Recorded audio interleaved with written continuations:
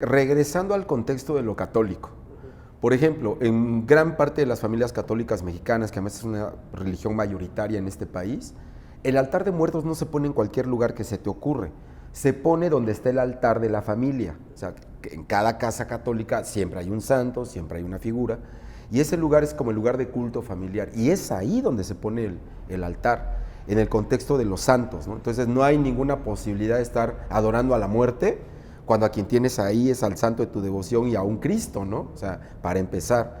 En segundo lugar, porque efectivamente lo acabas de expresar muy bien, a lo que uno se está acercando es a los seres queridos. Entonces, más bien es la contramuerte, ¿no? Es la vida eterna del ser querido, ¿no? La vida eterna en el corazón de la familia, que los recuerda con gran cariño y les ofrenda a ellos, a los difuntos, todo lo que se ve en un altar. Entonces, nada que ver con la muerte.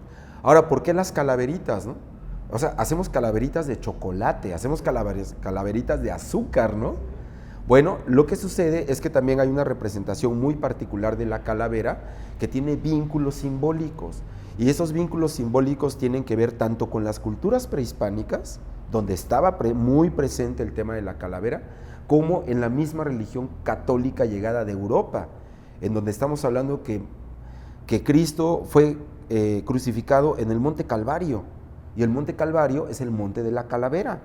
Por eso siempre al pie de la cruz hay una calavera para significar que es la vera cruz del Monte Calvario, ¿no? Entonces, elementos visuales de calaveras o de huesos en representaciones de diversos santos, de diversas santas, ¿no? Por estos vínculos que tienen con la muerte, ¿no? Entonces, yo creo que sí hay que, y además entender, ¿no? En México también hay un culto subcatólico, que es el culto a la Santa Muerte.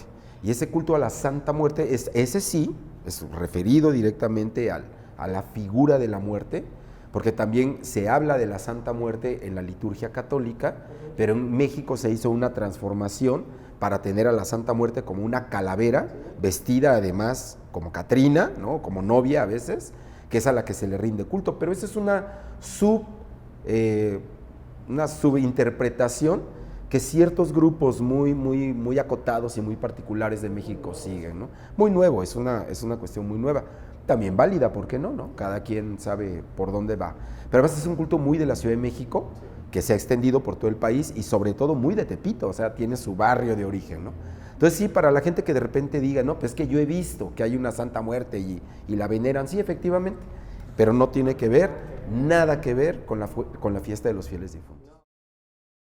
Sí, además das una palabra clave, ¿no? La mística. Porque finalmente los seres humanos, todos, en todas las culturas y en todos los tiempos, hemos estado condicionados por los símbolos. Y los símbolos nos ayudan a entender cosas que resultan filosóficamente muy complejas y que sin embargo a través de estos símbolos tenemos como un acercamiento, ¿no? Y justamente la religión católica tiene mucho de eso, muchísimo. Y lamentablemente muchas personas, aún católicas y aún fervientes católicos, no lo tienen tan presente, ¿no? Entonces sí, el tema de la muerte para los católicos, para los cristianos en general, es un tema de transición. Es decir, tengo que alcanzar la gloria, ¿no?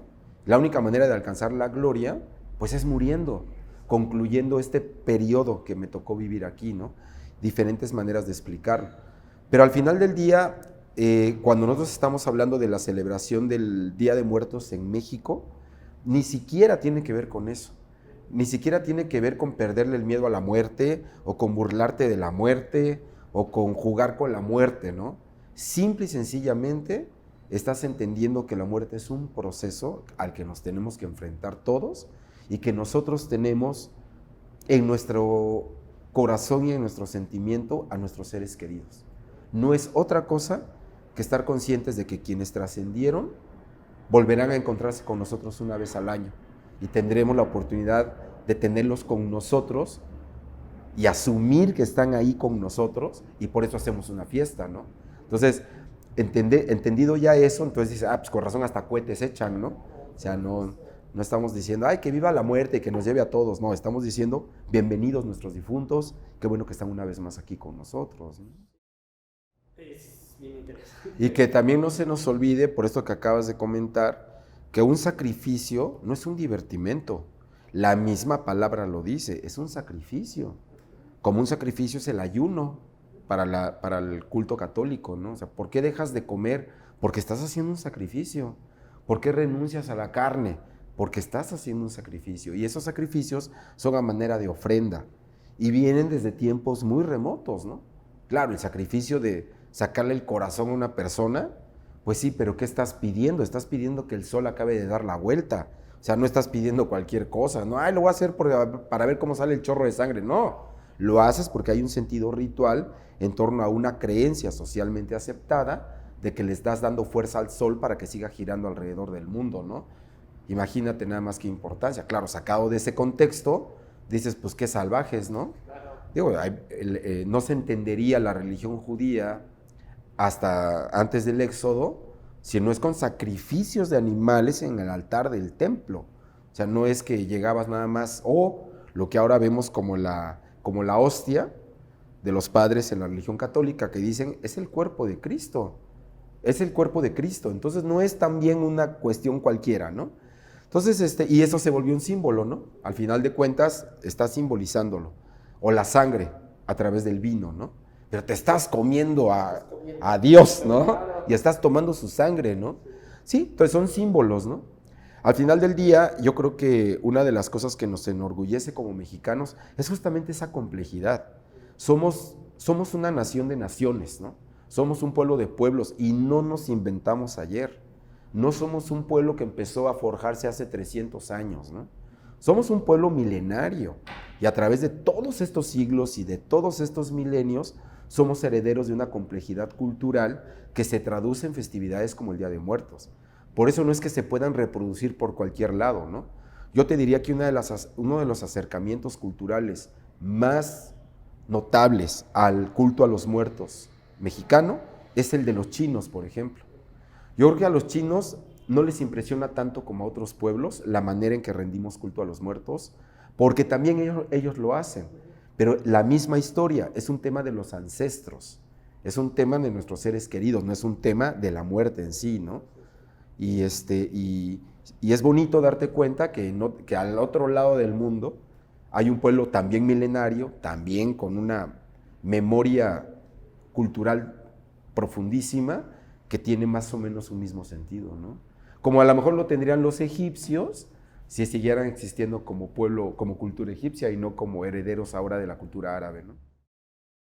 Yo creo que no deberíamos tener esa mirada acotada a que esto viene de los gringos y esto viene de no sé quién. A ver, también los gringos o los norteamericanos, los estadounidenses, son herederos de una mística y de una creación de sus contenidos, de sus fiestas, que también vienen de tiempos muy antiguos. O sea, el Halloween se origina en los pueblos celtas y esas son costumbres precristianas que afortunadamente han subsistido a lo largo de los siglos también, y son rescates culturales, como lo es el arbolito de Navidad y como lo son una serie de expresiones que además ya tenemos arraigadas en nuestros propios momentos de fiestas en México, pero que también tiene su propia raíz. Nosotros somos herederos directos de los pueblos prehispánicos del México, ¿no? De Mesoamérica, pero también somos herederos de lo que llegó de España, y aquí nos llegaron españoles tras 800 años de conquista árabe, y a un pueblo además que a su vez había sido conquistado por los romanos, y por los griegos, y por los cartagineses, y por los fenicios. Somos los mexicanos un resumen de las culturas del mundo. 300 años anduvo la nao de China trayendo cosas de Asia, y 300 años Asia recibió cosas de México. ¿Y por qué eso tiene que ser un problema, no? Al contrario, este mundo global no empezó ayer, ¿no? Y somos herederos de esto que somos hoy, que nos identifica hoy como mexicanos, aún en nuestra propia diversidad. Aún en la alegría que podemos decir, yo sé que este es de Sinaloa y que yo soy oaxaqueño, porque no hablamos igual, pero somos tan mexicanos unos como otros. Y a todos nos gusta la banda sinaloense. Muchas gracias. Al contrario. ¿Algo con que quieras hablar? Bueno, a mí sí me gustaría transmitirles que no es difícil tenerle cariño a México, No es difícil tenernos cariño a nosotros mismos como mexicanos en nuestra esencia cultural. Es muy bonito y enriquecedor descubrir de dónde vienen nuestros padres, descubrir de dónde vienen nuestros abuelos, cómo fueron sus infancias y empezarnos a vernos reflejado justamente en esas hermosas historias de vida que tenemos al interior de nuestras propias casas, para volver a entender, sobre todo en estos tiempos de internet y de mucha dispersión, que sí tenemos una raíz cultural digna de ser conocida y reconocida y gozada, ¿no? Entonces, ojalá más mexicanos y mexicanas nos demos ese chance. Muchísimas gracias. Al contrario, gracias a ti.